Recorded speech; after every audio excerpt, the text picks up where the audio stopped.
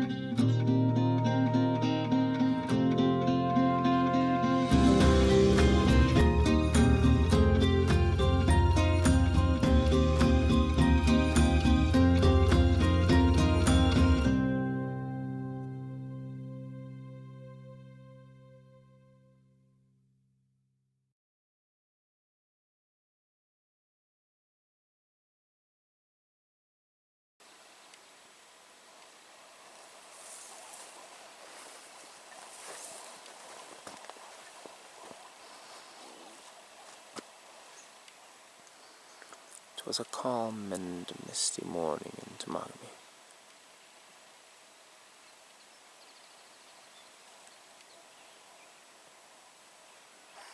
Good morning. Another beautiful morning on our hands here, and it's calm, sunny, not cold, not cool. It's mild. Let's go with mild. It's I feel like it's probably going to be a pretty warm one. Got a little bit of a south breeze so far. And yeah, it's a really nice day. So I think I'm going to get the day started, get some coffee in me. Hey, I'm looking forward to that. And this will be the last one I have for a few weeks. And yeah, then it's on to the final stretch. So get some coffee in me. Still putting the family to work. I'm going to insist that we get some rhizome to catch some fish or both or something. Just do something to get me set up fairly well for the last stretch. And yeah, all starts with a good coffee though, so that's job number 1 on the list, and I'm going to get to it.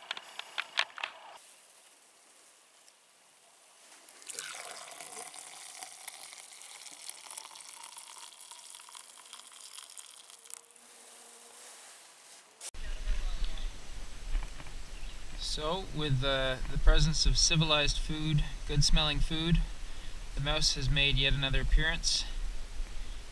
It was actually going after Roy's food bowl, which is over here. Stole a piece of kibble because Roy didn't eat it quickly enough, so now he's lost his breakfast. It's going to go up on the table and become his dinner. And I'm going to try and catch that mouse. So I put a little dab of peanut butter on my finger. I'm rubbing it into the stick, so the bait stick, again, doesn't hold the bait, but I want it to be the bait. So I've cut grooves in here. The peanut butter is going to be ground right into the stick, so that this stick smells strongly of peanut butter. And I think that this should hopefully be a little more effective bait than the little dab of spaghetti sauce that I was using from Trevor and Jer's visit.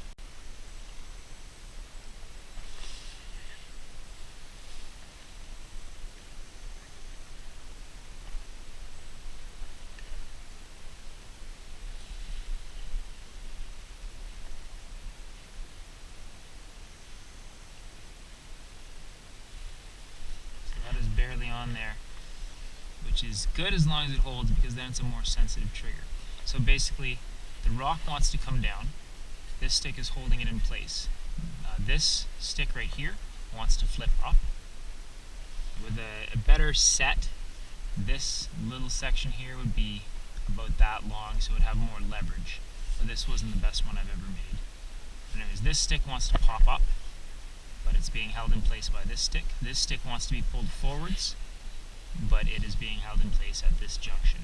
So when the mouse bites back here, it shakes the stick. This stick comes undone there, moves forwards, this one flips up, rock comes down.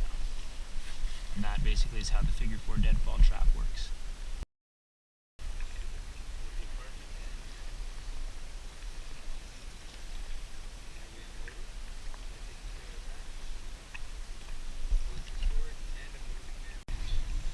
use your... No, it's still on there. If you bring it back to me, I can try to grab it here.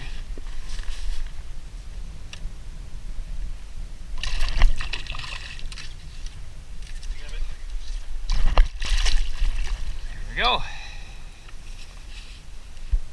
What is it? Oh, nice smallmouth. Little eater size. Good bass here. Where the fuck is it? There we go. That's a beaut. The versatile Tilly hat comes in handy once again. There you go, not a bad fish. That'll be dinner tonight or perhaps tomorrow.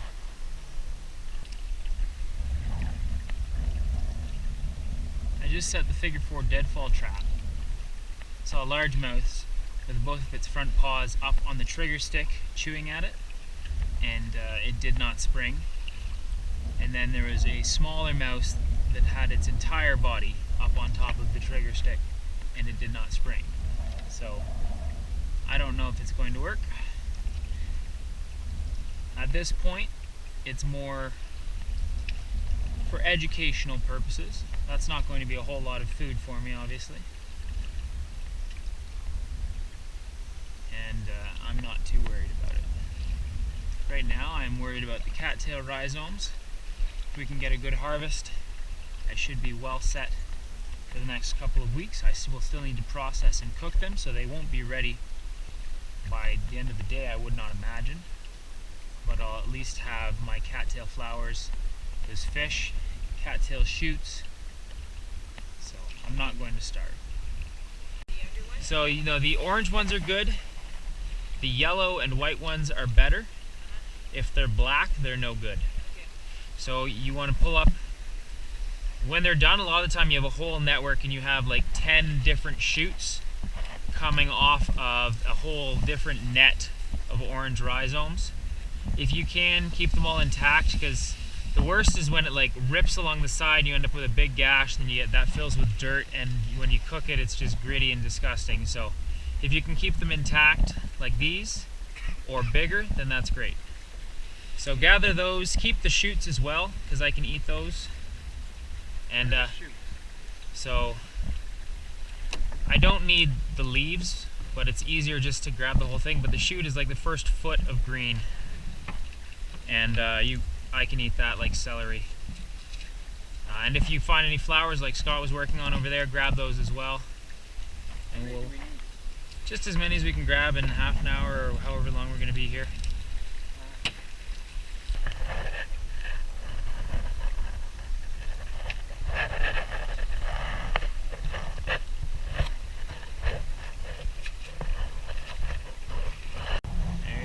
Nice one. Whoa, splat. So what does everyone think of their first rhizome harvest? Why is that? Yeah, working hard. Okay guys, 8 more minutes. Okay. Then we'll have been 45 minutes at this. We gotta get thinking about moving. Yeah.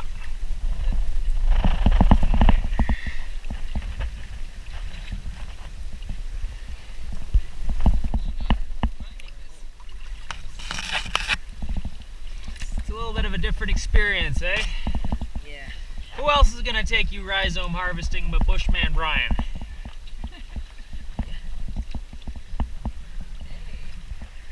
Seems like the little ones have the white ones, eh? But yeah, this year's shoots. And I'll have those with my flowers and my bass and perch tonight for dinner. And they're nice and fresh. What do they taste like? They're a bit sweet. The white ones, this year's growth, they're actually really good once they're roasted up. You eat them still hot. A little bit, yeah. The older ones, they have Trevor and Jared both had the same experience. They had one each, and it was like, oh, these taste like something. They taste familiar, and that's the same thing I was thinking when I first had them last year. You can't quite put your finger on it though. It's starchy, it's a bit sweet.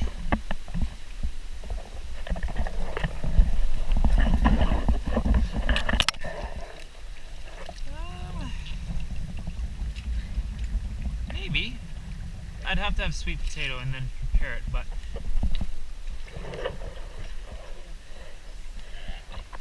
the harvest has come to an end. Canoes are heading back to camp, and I'm happy with the work that's been done. Hopefully this should see me through till the end of my journey. And I have the considerable process of processing these still. But the harvest is done, like I said, and I'm happy with what we've accomplished. I won't be left unprepared. The rest is on me. Just need to keep doing what I've been doing, and I'll make it through.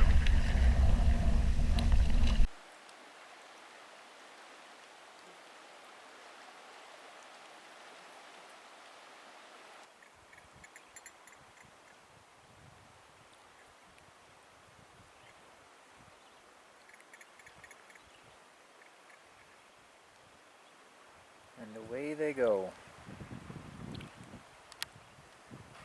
Just back to the two of us. We're on to the final leg of our journey. They have left me well supplied, which is nice. Well supplied with rhizomes, cattail flowers, and a couple meals worth of fish. So I'm about where I would have been if they hadn't shown up in terms of a natural harvest. So this was just a nice couple-day vacation for me. Got to socialize, got to have some much appreciated civilized food, got the salt, got the fat, got the sweets. So I'm feeling quite full right now. And I'm going to try and get back right away into a regular rhythm. So we have our cattails harvested this morning. Those are being laid out to dry. We got some flowers, some rhizomes, some shoots, and I have more laid out on the other side of the island as well in the sun, just draining.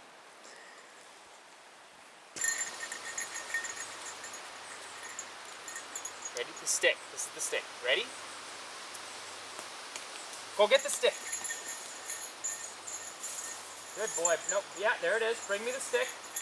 Bring it here. Bring it here. Bring it here. Sit. Good. That's good. If you drop it at my feet, I'm happy with that. Good boy. Over here, Roy. Over here. Roy associates the sound of gunshot with a wounded grouse or rabbit. And we're going to take this opportunity to do a little bit of retriever training, because sometimes in the fall he can get a little excited and take off on the gunshot rather than on the retrieval command. So we're going to work on that today.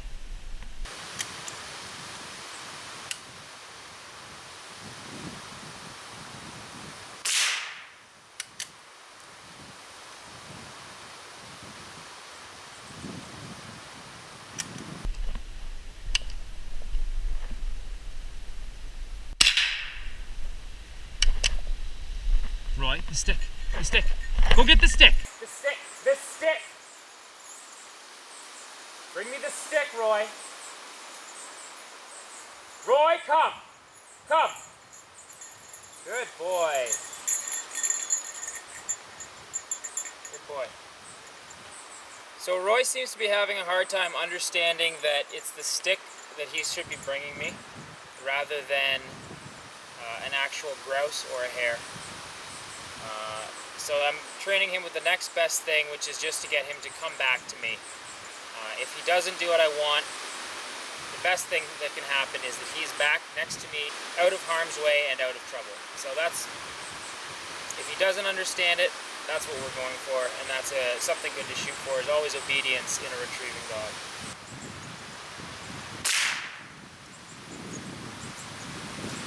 Go get the stick. Go get the stick. Yeah. Get the stick. Go get the stick. The stick. The stick. No, Roy. The stick.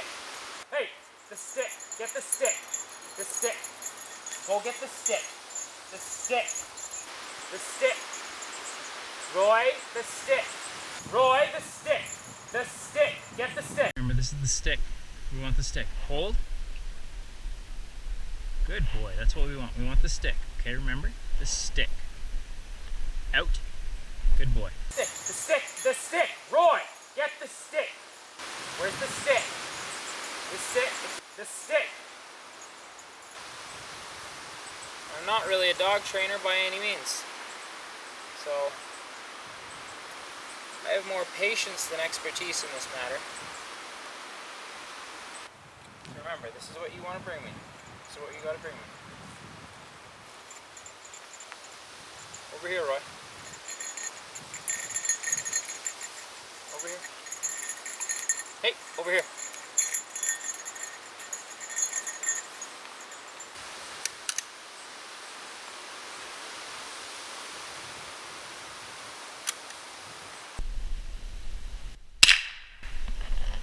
Stick. Go get the stick. No, he's looking for the grouse. The stick, Roy. The stick. Stick. Yes, yes, yes. Good. Good boy. Come here. And sit. Good boy. Not perfect, but that was pretty damn close. Good boy. Next step is to release it in my hand, but we will take that one step at a time. So that was a good boy. That was a good boy thing you did. That was very good. Good for you, buddy.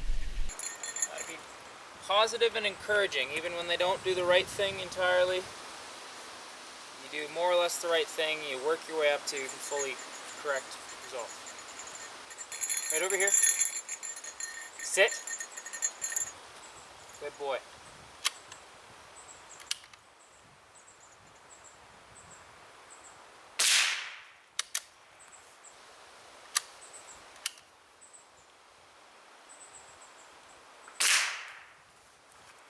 Stick. Go get the stick. Go get the stick. Bring me the stick, Roy. Yeah, bring me the stick. Oh, that's good. Bring it here. Bring it here. Bring it here. Good. Good boy. Good boy. Good for you. Wow, that was good. That was good. Roy is my first dog. I'm sure there are all sorts of rules that you should be following and ways to go about it that I'm not doing, but we're figuring it out, Roy and I. And he's getting there. He'll retrieve birds for me. My main concern with him now is that I want to make sure he doesn't go after the birds until I tell him. So I need to give him the stimulation of hearing the gun being fired. Anyways, that's enough for me. I'm gonna have a nap. Roy needs some water. Just checked his bowl and it's empty.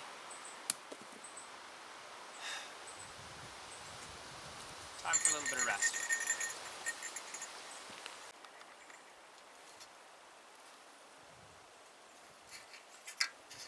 That can has taken its fair share of abuse.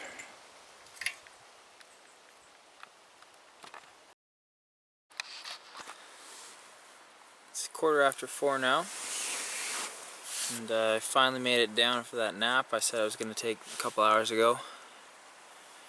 Somehow I just didn't feel the need after being well rested and well fed for a couple days, but I really should. Probably should have been down sooner. Just with the question and answer period that my family did today, there was something they touched on that I just wanted to expand on a little bit. And in terms of the whole reason why I'm out here, and that is the whole idea that enduring hardship and persevering makes you stronger and more resilient and more adaptable, better problem solver. All these good qualities that come from facing a challenge and being forced to, on your own without help, overcome it. It's just with the lifestyle that we have and all the comforts and conveniences and technologies that are available to us, it's so easy to live such a comfortable lifestyle without ever facing any sort of significant obstacles. And enduring hardship does make you stronger. What doesn't kill you makes you stronger, and as long as you can overcome and endure and persevere, then I feel like you're better off in the long run. So if you are living a life that's very comfortable and easy, challenge yourself once in a while. It'll make you stronger. You'll be better off for it. Obviously, it's not going to be something to this extent, but step outside your comfort zone. Do something that you're not normally doing. Do something that you're not good at. And you might fail, but a failure is only a failure if you don't learn from it and if you don't try to improve. You're failing when you repeat your mistakes and don't learn anything from it. If you try something, fail, try again and succeed using what you have learned from your previous failures, then that is a huge success. And more than just achieving the desired result, I would say the true success comes from personal growth, from development of character. And it never hurts to invest in yourself. So essentially this experiment was an investment in myself, in my own personal character. I'm trying to strengthen myself by putting myself in a very strenuous and difficult situation. This is most definitely the most physically and mentally strenuous situation I've ever been in. I've had a number of mental hurdles and physical hurdles, and I've overcome them. So yeah, I just wanted to make a little addendum there. Hardship makes you stronger. Persevering, it's what I'm going for. Perseverance, self-reliance, problem solving. So that's part of why I'm out here, a big part.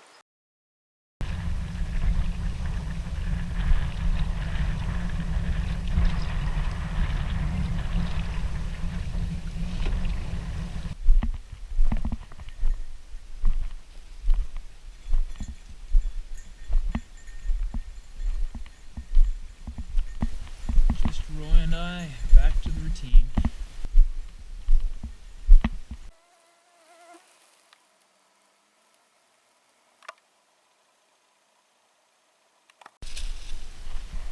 Found myself a couple of mushrooms here.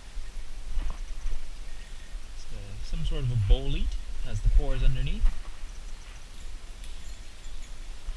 Growing underneath some birch trees. I'm going to grab one of these up, bring it back home with me, and see if I can identify it, because boletes are quite often edible. It's been a while since I had a mushroom in my diet, so there are two of them. This one actually already had broken off. Looks like the insects have been eating it, but I'm going to bring that one back. I'll let this one grow, remember where it is, and if this is edible, I'll come back and grab it as well.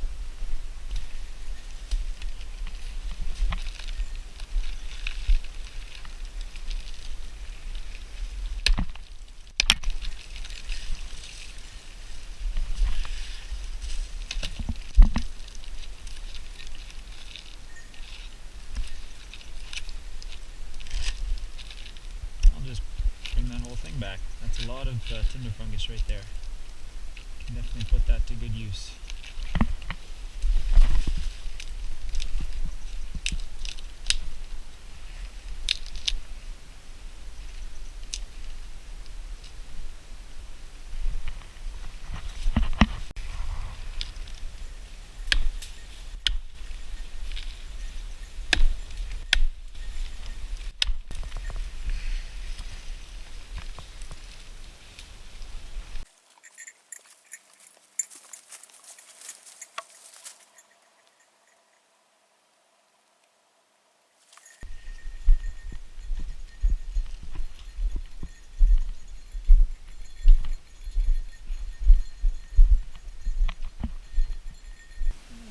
Probably 3 or 4 worms left. So I'll put those to good use. I haven't had the privilege of using worms yet this trip, so those are much appreciated.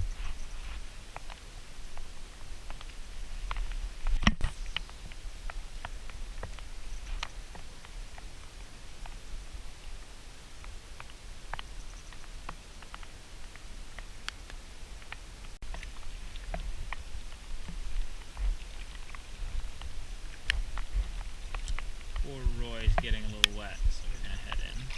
Hey Roy, how are you hanging in there, buddy?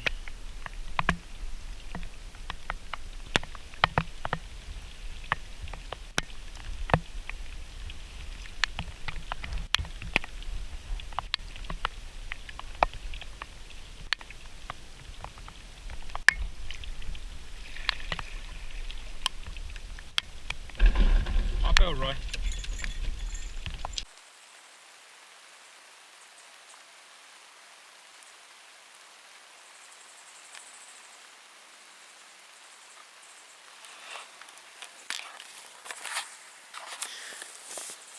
Got a little bit of a rainy evening on our hands. I'm just sitting under the shelter of a big old pine tree here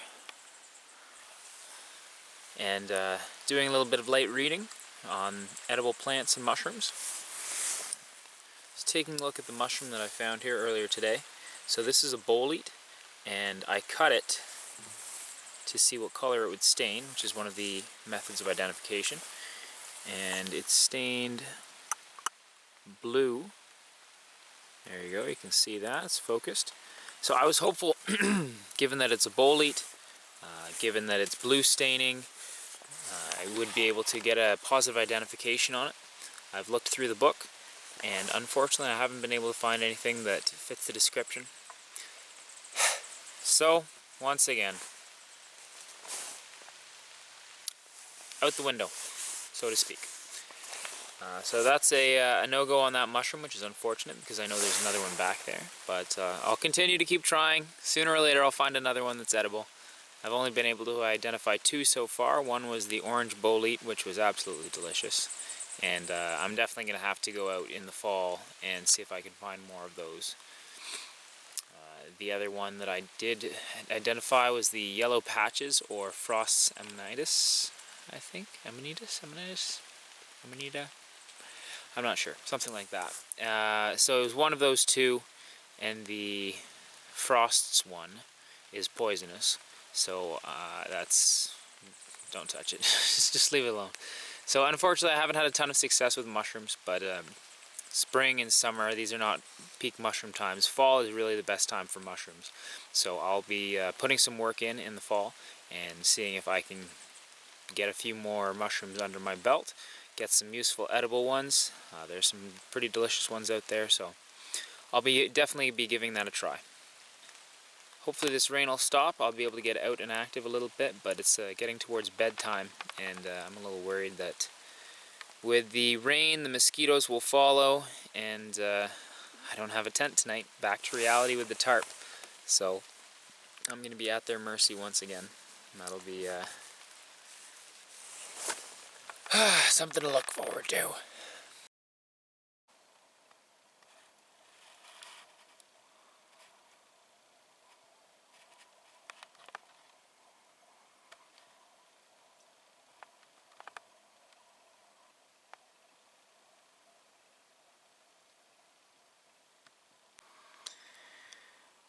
The mosquitoes must have missed me. They've been giving me a rather harsh welcome back to the reality of my circumstances. I've been in bed since 11:30. It's now a bit after 3:30 and I haven't slept at all.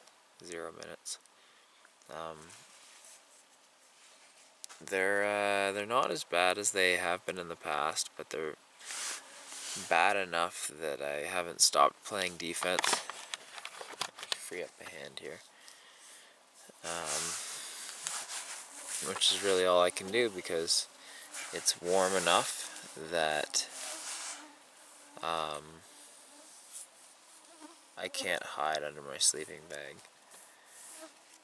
I tried it at the start, and I've tried it since then, and just come out a few minutes later hot and sweaty. It's mid-July now, so that's a -9 sleeping bag. So I kind of figured that might happen eventually, but I thought the mosquitoes would have thinned out a little bit by now, or at least that they would thin out as the night went on, but not the case.